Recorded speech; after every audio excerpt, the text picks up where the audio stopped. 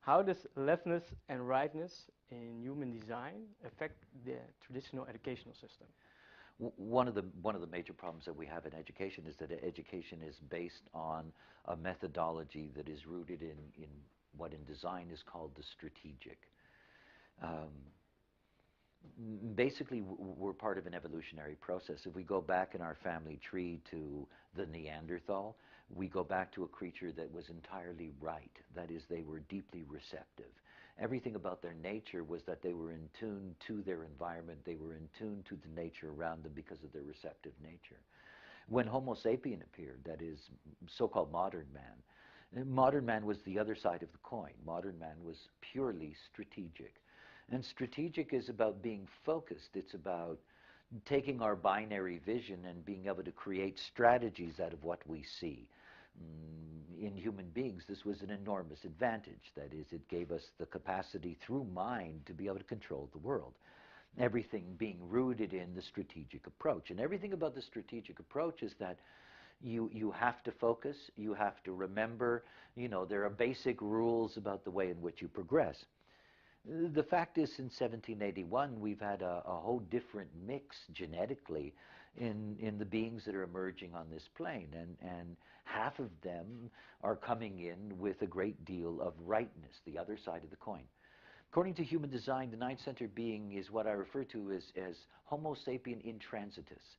That is, we're a transitional form. We're actually moving towards a new right that ultimately will come. But us, we carry leftness and rightness. Rightness is a deep, deep dilemma for children in school. Deep dilemma. They're not designed to focus. They're not designed to be strategic. All school programs are rooted in the strategic approach. All of them. All of them. Always have been.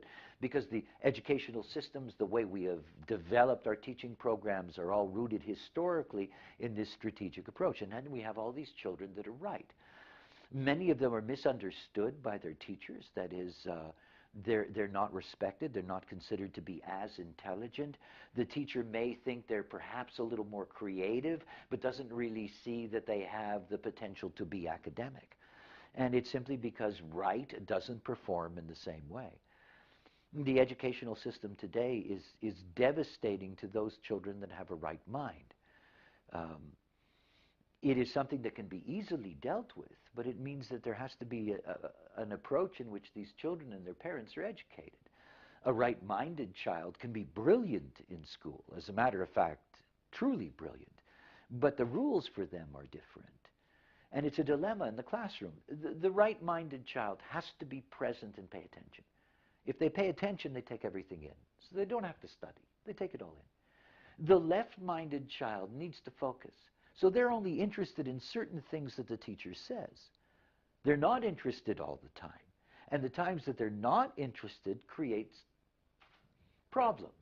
That is, they're bored, they need something to do, they start fooling around, they distract the right-minded students who can no longer be present, and they lose out on their process of taking everything in. The left child can later go back and study those things it missed, but the right can't do that.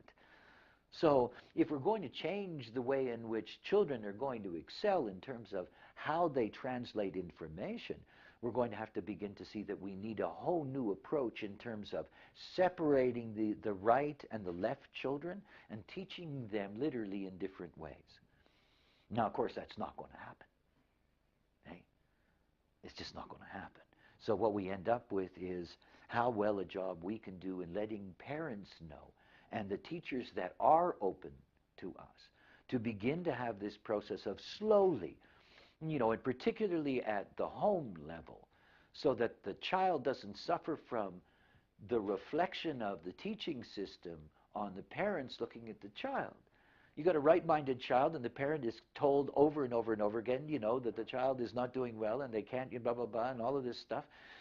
It begins to have a terrible impact on the psychology of the child itself. So it's very important when the opportunity is there to be able to, and you don't have to get these parents into human design. They want to do something that's right for their children. But again, it's a classroom problem, because the right-minded child in the right environment is an environment without distraction. And it's an environment that is simply stimulating where they're present and they take things in.